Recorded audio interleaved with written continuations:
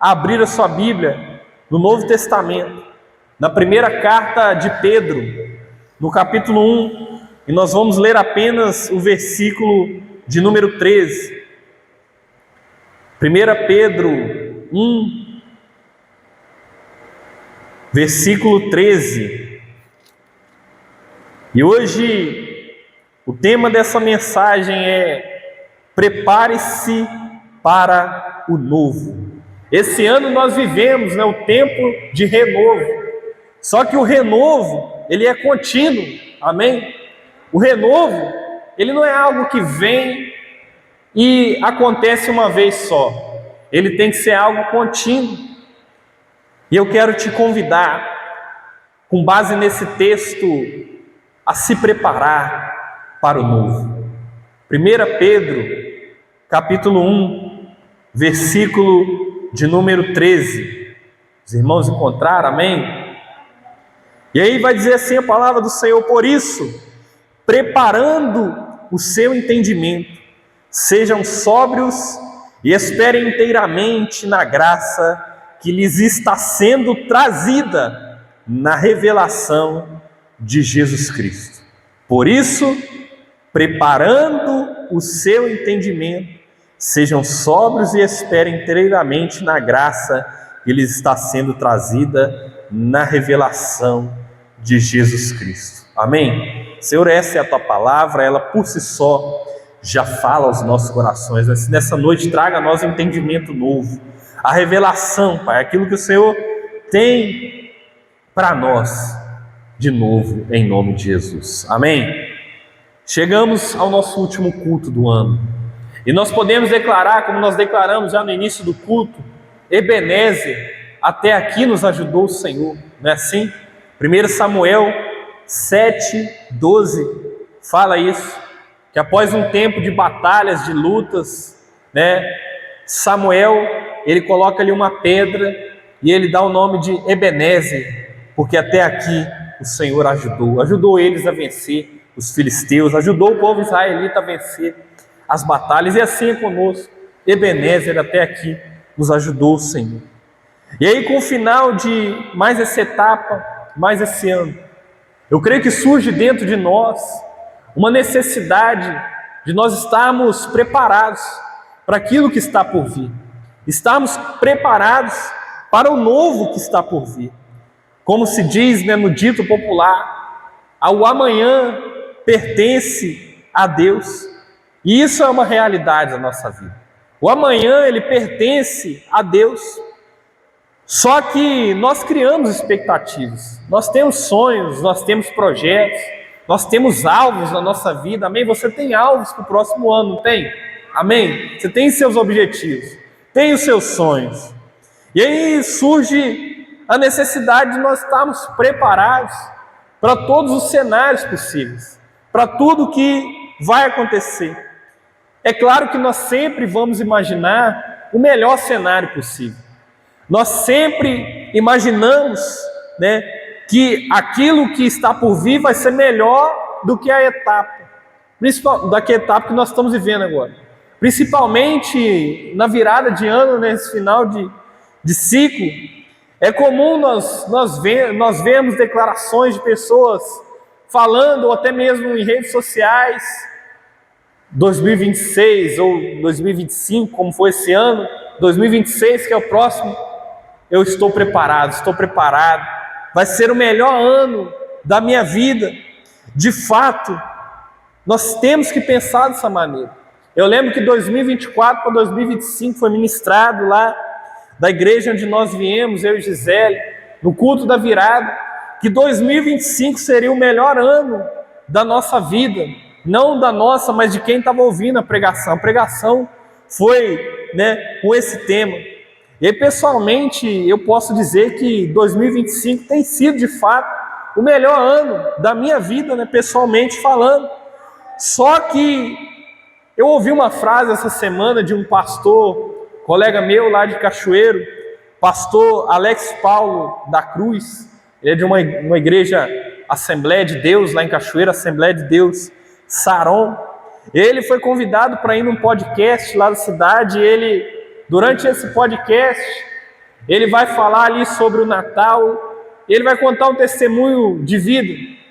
Ele vai dizer o seguinte, a seguinte frase que ela me fez refletir: eu acredito no Deus que levanta o caído e liberta os oprimidos, mas também acredito no Deus que sustenta de pé os que estão de pé. Ele fala isso num contexto em que ele fala: olha, eu fui criado na igreja, eu não desviei, eu não fui para o mundo e depois voltei, né? Mas eu acredito no Deus que liberta a pessoa que está no mundo e traz para a presença de Deus. Mas eu também acredito no Deus que mantém a pessoa de pé, a pessoa que já está firme nos caminhos do Senhor, que já está buscando algo. E de fato, se 2025 foi um ano bom, para mim pessoalmente falando, eu creio que para você também, ou se para você até mesmo não foi um ano bom, você tem que pensar que 2026 vai ser ainda melhor, de que a próxima etapa vai ser uma etapa ainda melhor, amém? E se para mim foi bom, eu quero que o próximo seja melhor ainda. E aí, diante disso, nós temos que refletir, pois se de fato nós estamos de pé, o Senhor Ele tem nos sustentado e Ele vai continuar nos sustentando. Só que a Bíblia ela faz um alerta, ela fala o seguinte: aquele que está de pé, veja para que não caia. Se nós estamos de pé, nós temos que ficar alerta, sóbrio, vigilante, para que nós não venhamos cair.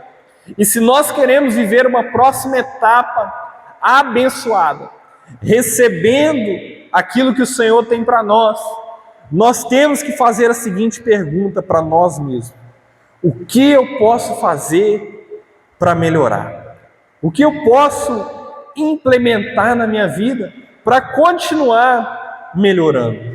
E aí, partindo dessa pergunta, em paralelo com esse texto que nós lemos, esse versículo que nós meditamos aqui, nós enxergamos a partir dele 3 princípios práticos que nós temos que aplicar na nossa vida nesse próximo ciclo, a partir de algumas palavras-chave desse texto. Esse texto tem as palavras-chave. Toda vez que você for ler um texto lá na sua casa, você for meditar, você tem uma das coisas que você tem que prestar atenção para que essa palavra ela traga uma aplicação prática para a sua vida.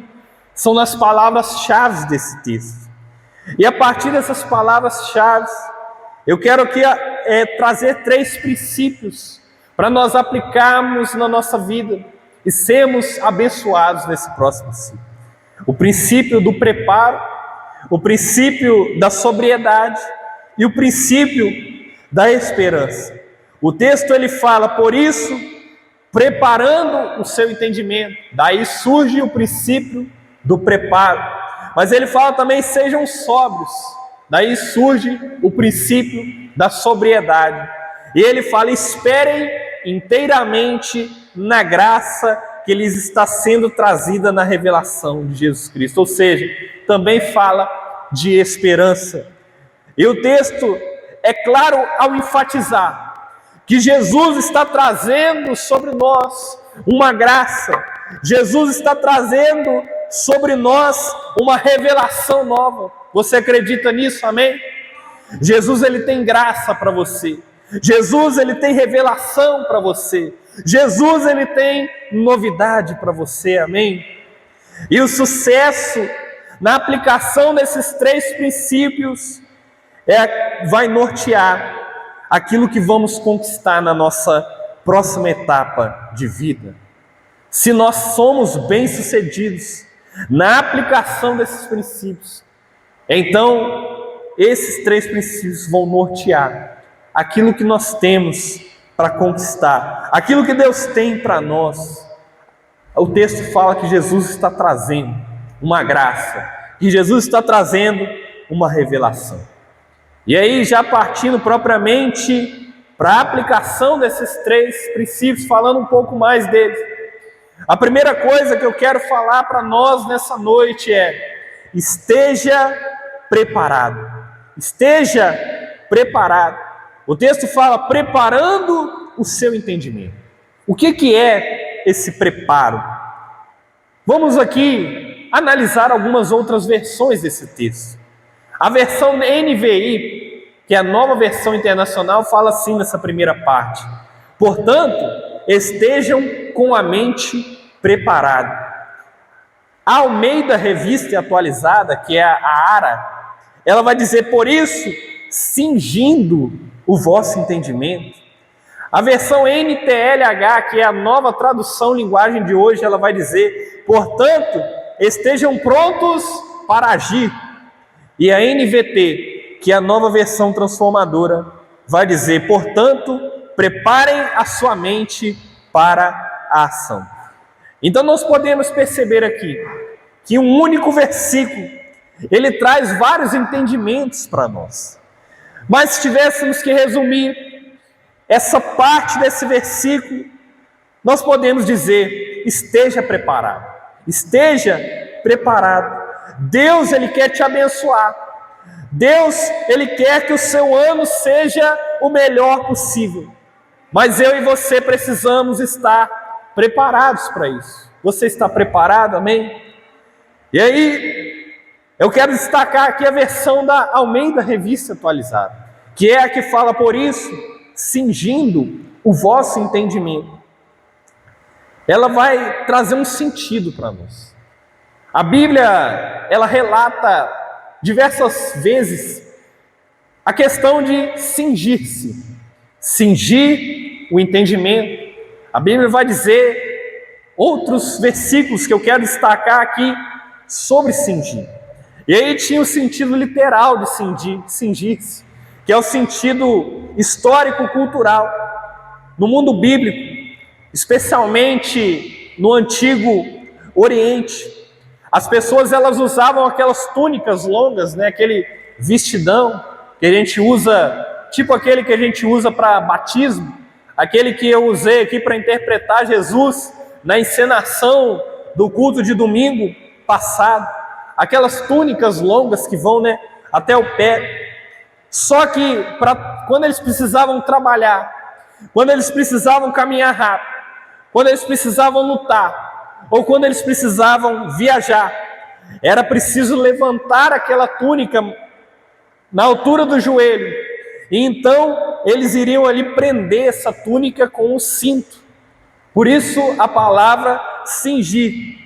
Então cingir vem desse ato de prender, de ajustar a roupa ao corpo, geralmente com um cinto ou com uma faixa. A Bíblia diz lá em Jó 38:3 que Deus ele fala assim com Jó: cinge os lombos como homem. Essa fala, ela se dá num contexto de um diálogo com Deus. Jó ele questiona Deus lá por tudo que tinha acontecido, e Deus vai dar a primeira resposta para ele. E aí lá em Jó 38:3 vai dizer que Deus falou com ele: cinja os lombos como homem. Ou seja, Deus está falando para ele: se prepare, fique pronto, esteja atento. Mas cingir também tem o sentido espiritual, tem o sentido, né, que traz ali uma simbologia para a nossa vida, mas uma aplicação espiritual na nossa maneira de viver. Eu quero trazer aqui alguns significados. Primeiro, você vai ver lá em Lucas, na parábola do servo vigilante, em Lucas 12:35, vai dizer o seguinte: estejam preparados, com o corpo cingindo e as lamparinas acesas. Ou seja, esse texto, ele traz a ideia de que nós temos que viver em vigilância espiritual. Você sabe lá que na palavra do servo, na parábola do servo vigilante, de estar com as lamparinas acesas, é estar preparado para a volta de Jesus. E esse texto, ele fala, o texto que nós lemos de 1 Pedro 1:3, ele fala sobre a santidade na vida. Ele fala também sobre estar preparado. E essa revelação de Jesus Cristo que está sendo trazida é justamente o dia em que ele voltará para buscar a igreja dele. Então, nós temos aqui o sentido da preparação e da prontidão, sob a ideia de viver em vigilância. Mas nós também temos aqui o significado na palavra do Senhor, da disposição para o serviço. Nós vemos que a palavra vai dizer em João 13:4, que Jesus cingiu-se com uma toalha. E ele faz isso antes de lavar os pés dos discípulos. Quando ele vai lavar os pés dos discípulos, ele se cinge com uma toalha, ou seja, se preparando para servir, mostrando a humildade e mostrando também que ele estava pronto para servir. Assim acontece, ou deveria acontecer conosco. Nós temos que estar cingidos também, para estarmos preparados para servir. Servir a Deus como discípulos. Jesus, ele é o nosso mestre, o mestre dos mestres, e nós somos seus discípulos, amém? Então nós temos que estar cingidos para também servir o nosso próximo. Mas também o ato de cingir-se, ele vai estar descrito em Efésios, capítulo 6, versículo 14, cingindo-vos com a verdade. Ou seja, o ato de cingir-se com a verdade, ele é uma parte da armadura de Deus. É a verdade, é a justiça, é a força espiritual que nos sustenta de pé, que nos sustenta contra as batalhas do mundo espiritual, que nos sustenta contra os levantes do inimigo. É o ato de nos cingirmos com a verdade. E também vai falar no texto que nós lemos, por isso, cingindo o vosso entendimento. O que é isso? É o autodomínio, o autocontrole, a sobriedade. Então, de uma forma resumida, o ato de cingir-se, ele é a preparação, ele é estar pronto para agir, ele é a disposição para servir, é a vigilância espiritual, é a disciplina interior, mas é o compromisso com a verdade. Então, cingir o nosso entendimento, meu irmão, minha irmã, é alinhar o nosso corpo, é alinhar nossa mente e o coração para obedecer a Deus. Esteja preparado, prepare a sua mente para aquilo que Deus está trazendo, para a graça que Jesus Cristo está trazendo, para o dia da revelação de Jesus Cristo na sua vida. Independentemente se o cenário vai ser bom, se o cenário vai ser ruim, nós não temos certeza, porque o amanhã ele pertence a Deus. Mas se nós estivermos preparados, nós vamos ser abençoados, independentemente do cenário, amém? Então esteja sempre preparado. A segunda coisa que eu quero falar aqui é o princípio da sobriedade. E eu quero dizer para você, esteja sempre sóbrio. Esteja sempre sóbrio, amém? O texto ele diz: sejam sóbrios. E o segundo princípio é o da sobriedade. Quando nós tratamos dessa sobriedade, quando nós vemos isso aqui, nós precisamos entender aqui de forma clara, de forma contundente, o que é essa sobriedade? O que é estar sóbrio? Estar sóbrio o tempo todo. Você já se deparou com uma pessoa em um estado em que a pessoa está sob efeito de alguma substância? Normalmente, a pessoa ela vai manifestar alguns estados de comportamento.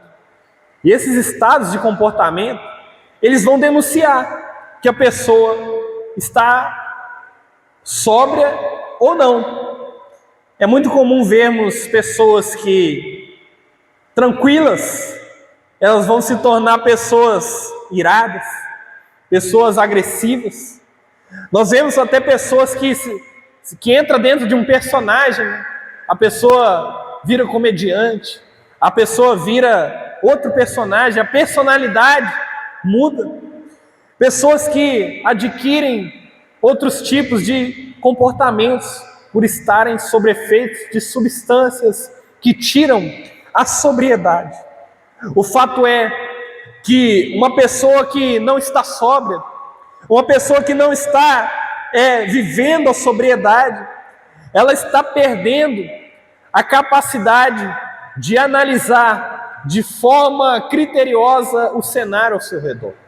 Ela perde a capacidade de análise, a capacidade de fazer ali um senso daquilo que está ao redor.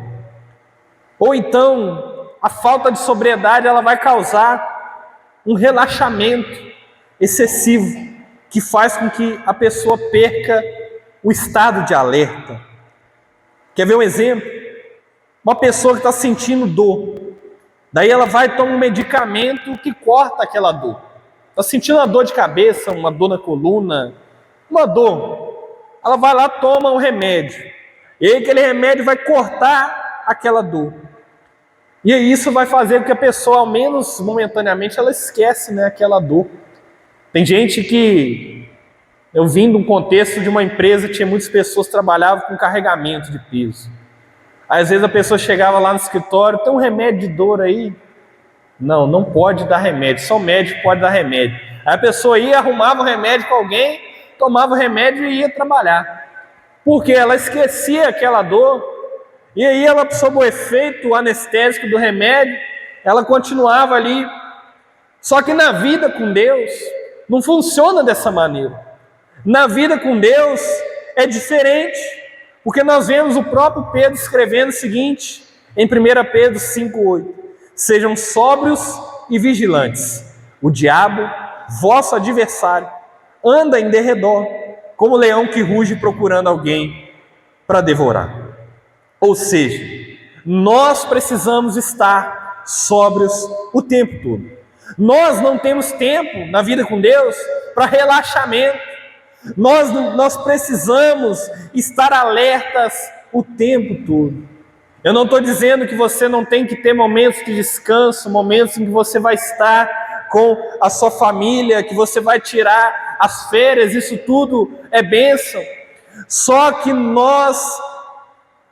se nós queremos de fato receber essa graça, essa revelação de Jesus Cristo, nós precisamos estar todo o tempo conectados a Ele. E aí eu quero dizer para nós aqui que a sobriedade, ela caminha junto com a vigilância. Nós vamos ver lá na Bíblia um episódio que relata o seguinte: Jesus Cristo, ele vai ali chamar alguns de seus discípulos para um momento reservado de oração lá no Getsêmani. E aí Jesus vai dizer para esses discípulos vigiarem, para eles ficarem ali vigilantes. Só que aí eu e você conhecemos a história, a gente vai ver ali que os discípulos, eles dormem, eles não conseguem vigiar, o sono vence eles e eles dormem. E aí nesse caso, aquilo que eu vou chamar aqui de o agente de distração dos discípulos foi o sono. Eles estavam tão focados no seu cansaço, na sua rotina, que aquilo roubou o tempo de oração deles, roubou o tempo de vigilância. E aí, trazendo para o nosso contexto aqui, acontece da mesma forma. Se nosso foco estiver na nossa rotina, se o nosso foco estiver no problema, se o nosso foco estiver até mesmo no futuro, nós vamos entrar numa loucura tão grande que isso automaticamente vai roubar o tempo de comunhão, o tempo de relacionamento com Deus. Se nós estivermos focados em tantas outras coisas, automaticamente isso vai roubar o tempo que era para ser de Deus. E aí acontece que a nossa mente, ela às vezes está tão cheia de outras coisas, que isso está fazendo com que a gente perca essa sobriedade. E isso vai ocasionar a falta de vigilância. Se nós perdemos o senso de análise ao nosso redor, se nós perdemos o senso de estar alerta, se nós entramos nessa posição de relaxamento, de descanso eterno, vai vir automaticamente a falta de vigilância. Então, se eu e você queremos viver uma próxima etapa sobrenatural, uma próxima etapa recebendo as bênçãos de Jesus, as revelações que Ele tem para nós, a graça que, como o texto diz, está sendo trazida para nós, nós precisamos estar sóbrios, livre de qualquer coisa que possa estar gerando dentro de nós uma distração. Amém? Cuidado com as distrações, aquilo que vem para roubar a sua atenção, vem para tomar o seu tempo, vem para roubar o tempo que era para você estar sóbrio, tendo discernimento do tempo e das estações. Essa semana eu ouvi uma frase, que quem consegue discernir o tempo, as estações, quem consegue ter discernimento, automaticamente consegue dominar, consegue controlar. Se você sabe, se você está preparado para o dia que o inimigo vai tentar te tirar da graça, você não vai sair da graça. Se você está preparado para aquilo que Deus tem para você, sejam elas bênçãos, e eu creio que vai ser em nome de Jesus bênçãos. A bênção, ela não vai te tirar do caminho do Senhor, porque é muito comum nós vermos pessoas que são abençoadas, pessoas que recebem uma graça de Deus, mas aí as bênçãos são tantas que a pessoa não consegue administrar a bênção. Uma vez eu ouvi uma frase, às vezes Deus nos abençoa tanto que nós temos que pedir discernimento para administrar as bênçãos, senão as bênçãos elas podem vir também e roubar o nosso tempo de sobriedade com Deus. Então, amém? Então esteja sempre sóbrio, esteja preparado, mas esteja sóbrio e vigilante também. E o terceiro princípio é o da esperança. E aí eu quero dizer para você, não perca a esperança. O texto vai dizer: esperem inteiramente na graça que lhes está sendo trazida na revelação de Jesus Cristo. Esperem inteiramente. E aí esse princípio, o terceiro princípio desse próximo ciclo para nós sermos abençoados, é viver a esperança. A esperança na nossa vida, ela é tão fundamental que ela é colocada ali em 1 Coríntios 13:13. Ela está sendo colocada como algo fundamental que deve permanecer continuamente aceso em nós. Eu coloquei no meu status lá ontem, eu estava assistindo lá o casamento, meu casamento com a Gisele. Nós completamos 11 meses de casado na sexta-feira, e nós estávamos vendo ali o vídeo do casamento, e nós tivemos a oportunidade de relembrar a pregação, porque a pregação foi nesse texto, de 1 Coríntios 13:13, que vai dizer: agora, pois, permanecem a fé, a esperança e o amor. Esses três, porém, o maior deles é o amor. Só que eu quero chamar aqui a atenção para a esperança. E é um fato, meu irmão, minha irmã, que só vive a plenitude de Deus quem cultiva a esperança.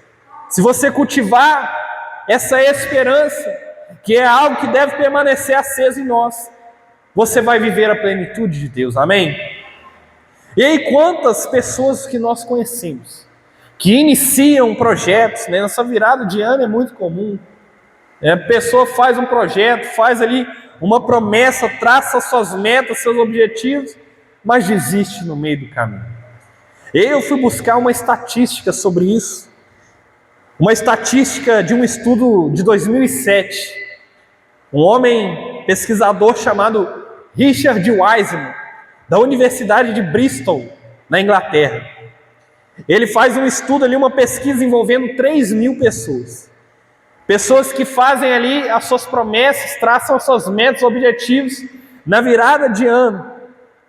E ali vai mostrar que 88% daqueles que estabeleceram ali as suas resoluções no ano novo, eles falham em manter suas resoluções. Mesmo quando a pessoa começa confiante, começa acesa, começa ali cheio de gás, mas perde a esperança no meio do caminho. Não conclui o projeto. 88% de 3.000 pessoas. E aí esse estudo ele está nos revelando algo sobre essa falta de esperança. Infelizmente, pessoas que se perdem ali em meio aos objetivos, se perdem em meio aos desafios, se perdem em meio às dificuldades, se perdem em meio ao cenário adverso, e muitos estão se deixando abater, parando no meio do caminho. E aí eu quero trazer uma outra frase que eu ouvi aqui numa pregação durante essa semana, do apóstolo Joel Pereira, da igreja Projeto Vida, lá no Rio de Janeiro. Eu estava ouvindo uma pregação, e aí durante a pregação ele usou um princípio: poder para mudar e poder para suportar. E aí ele vai dizer essa frase num contexto realmente de um dos maiores exemplos que nós temos na Bíblia, de uma pessoa que, em meio ao cenário adverso, em meio ao cenário de incerteza, ele cultivou a esperança. E esse exemplo é o profeta Abacuque. Abacuque, no capítulo 3, você separa para ler na sua casa lá durante a semana. É um texto conhecido, mas lê, medita nesse texto, Abacuque, capítulo 3. O contexto era de crise total. A nação ela vivia ali um colapso social, um colapso econômico. E aí Deus ele vai mostrar para o profeta o futuro. Deus vai mostrar para ele que o cenário ele era de fato desafiador. Só que aí o profeta ele não podia mudar esse cenário. Tem coisas na nossa vida que nós temos o poder de mudar. Nós podemos, mudar. Às vezes você vai vir para o culto, vai colocar uma roupa, você não gostou daquela roupa, você muda a roupa. Agora imagina o futuro. Deus ele te mostra o futuro e você não pode mudar esse futuro. O que você faria? Se você soubesse o dia que você vai morrer, se você soubesse, a hora, como que você ia morrer, você acha que você ia ficar em paz? Você ia ficar feliz com isso? Nós vemos ali na Bíblia o exemplo de um homem que ele sabia que ia morrer, e aí ele vai ali, ele se humilha, ele vira para a parede, faz uma oração, busca Deus, Deus dá a ele mais um tempo de vida. Mas tem coisa que não muda. Nesse caso mudou, mas tem coisa que não muda. E aí no caso de Abacuque, em vez dele se prostrar, em vez dele desistir, ele vai ali através de uma oração em forma de cântico, e ele vai decidir mostrar que a sua esperança ela não havia morrido. E eu quero fazer um panorama aqui de Abacuque 3, porque ele sai de uma posição de queixa para uma posição de adoração. Ele vai dizer: aviva, Senhor, a tua obra, na tua ira lembra das misericórdias. Ele não nega a crise, ele sabia que o tempo era de crise, sabia que o tempo era difícil, de incerteza, mas ele ora e ele continua esperançoso que Deus iria manifestar a sua graça em meio a esse juízo. E aí ele traz à memória dele aquilo que podia trazer esperança. Ele vai fazer ali aquilo que nós chamamos de teofania. O que é uma teofania? É as manifestações visíveis e palpáveis e gloriosas de Deus na história de Israel.